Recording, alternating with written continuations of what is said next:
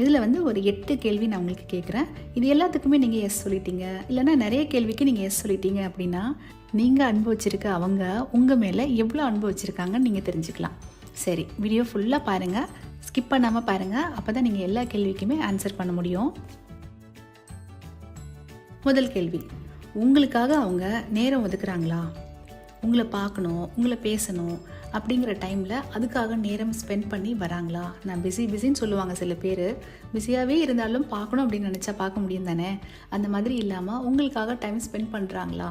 இதுக்கு நீங்கள் எஸ் அப்படின்னு சொல்கிறீங்கன்னா நீங்கள் ஒரு மார்க் போட்டுக்கோங்க. ரெண்டாவது கேள்வி, நீங்கள் சொல்கிறத காது கொடுத்து கேட்பாங்க. நீங்கள் என்ன ஒரு விஷயம் சொன்னாலும் அதை நல்ல நிதானமாக கவனித்து கேட்பாங்க. உங்களுடைய கருத்து எதுவாக இருந்தாலும் அதுக்கு மரியாதை கொடுப்பாங்க.